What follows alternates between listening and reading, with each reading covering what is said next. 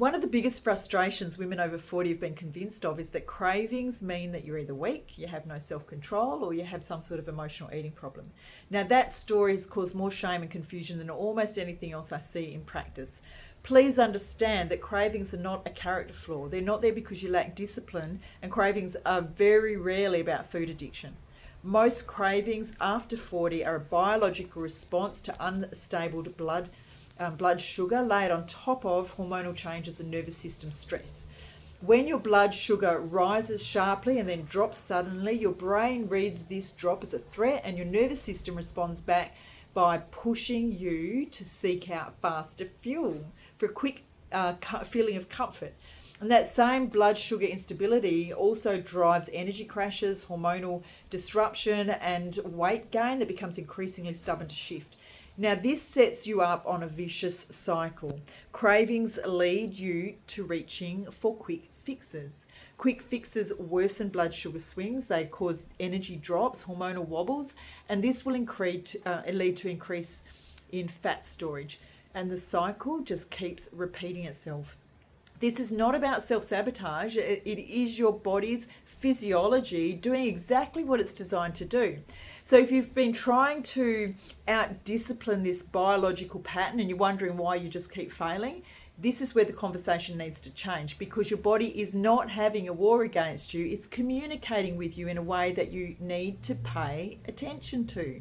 I'm Jodie Studley, naturopath, metabolic balance practitioner, and emotional dynamics coach.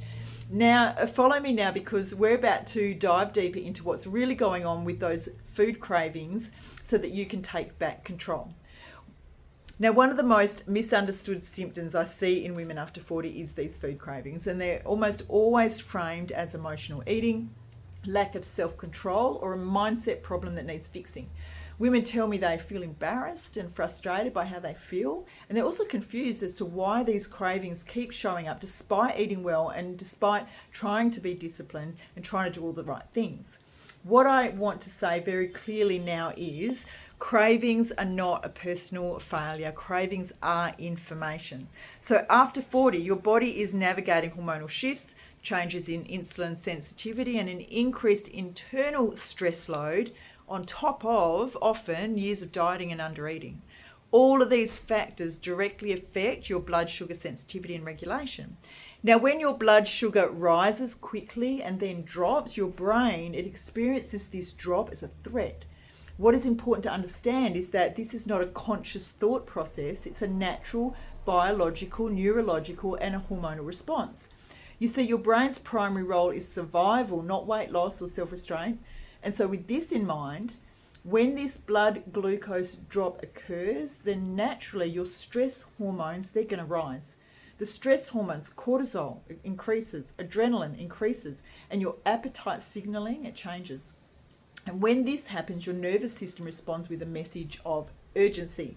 And this urgency, it feels like cravings, it feels like food noise, it feels like needing to eat something right now.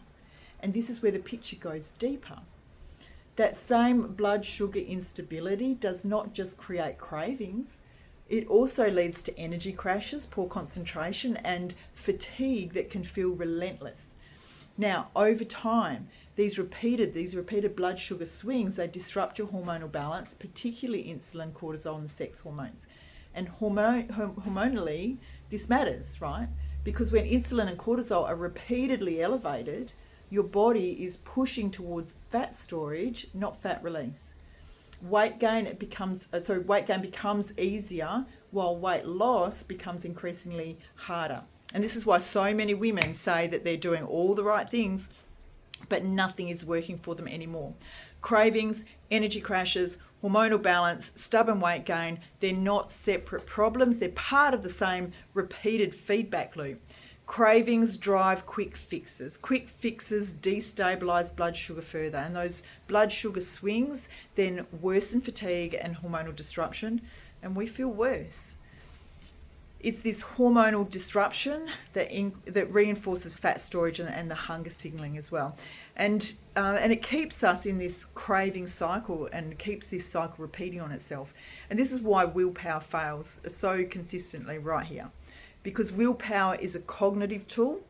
Cravings and energy crashes and metabolic resistance are body physiological responses. They're separate. So again, when your nervous system perceives a threat, then relying on willpower, motivation and cognitive control, it loses its influence. It doesn't work. Your body will always override your good intentions in the name of safety. So when women tell me that they feel like they're fighting their body, I understand exactly why it feels that way, but the reality is that your body's trying to stabilize itself with the only tools that it has available. So in reality, what actually changes this pattern is not having stricter rules. It's not about cutting out more food. It's not about pushing harder. This craving loop begins to unwind when your body can finally experience predictability and safety. Safety comes from having consistent nourishment. Safety comes from establishing balanced blood sugar. Safety comes from rhythms, circadian rhythms within your own body. When meals are regularly balanced and adequate, then your blood sugar can stabilise. When blood sugar can stabilise, then your energy in your brain, it steadies too. When energy steadies, then your hormonal signalling, that can improve.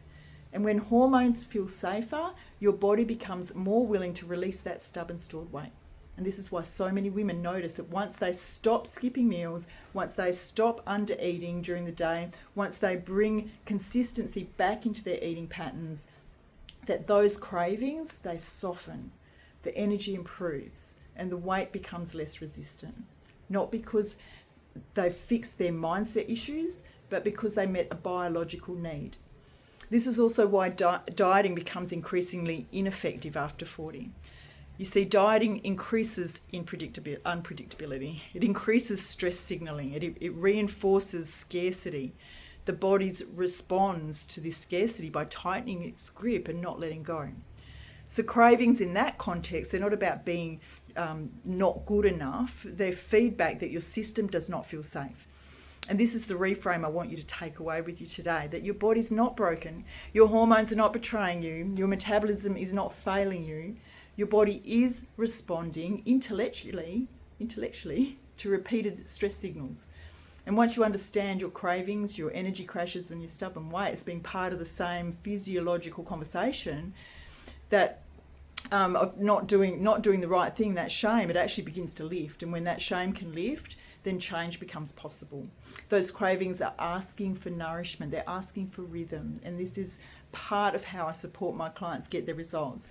Other parts of this craving cycle are about how to practically implement the right lifestyle strategies for you, plus the psychological aspects of the craving cycle as well. Your body is your best friend. You're not broken. You just need the right support. And once your body feels safe again, the entire cycle, it begins to soften. Cherish yourself. You deserve it.